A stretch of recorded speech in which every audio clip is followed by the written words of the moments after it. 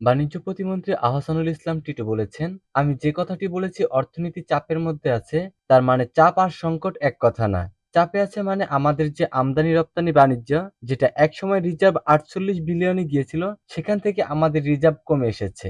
সেখানে আমাদের চাপে থাকা মানে হলো আমাদের রিজার্ভ যখন কমে আসে তখন আমরা একটু চাপেই থাকবো।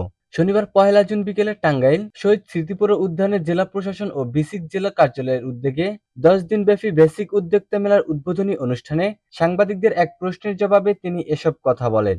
এ সময় তিনি আরো বলেন, আপনার অনেক ব্যাংক ব্যালেন্স ছিল, সেটা হঠাৎ করেই কমে গেল। কিন্তু এমন কোনো সংকট আমাদের নাই যেটা আগামী ৩ মাস বা ৫ মাসে আমাদের কোনো সমস্যা হবে।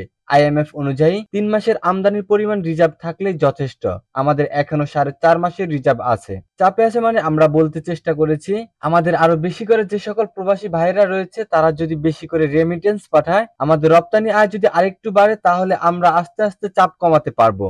সবচেয়ে বড় কথা বিদেশি বিনিয়োগ। আমাদের আমদানি রপ্তানির যে গ্যাপ, এই গ্যাপটি পরিপূর্ণ করার জন্য সরাসরি বিদেশি বিনিয়োগ দরকার। আমরা অনেক দেশের কাছ থেকেই প্রতিশ্রুতি পাচ্ছি, এই বিনিয়োগগুলো যখন চলে আসবে তখন আমরা আগের মতো করে চাপমুক্ত ভাবে আগের মতো আমদানি রপ্তানি বাণিজ্য পরিচালনা করতে পারবো।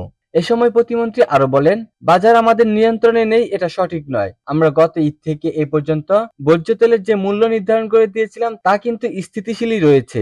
আমি আজ আমার এলাকায় বেশ কিছু বাজারে গিয়ে পরিদর্শন করেছি, যেখানে কিন্তু প্রত্যেকটি সবজির দাম 20 থেকে 30 টাকার নিচে ছিল না।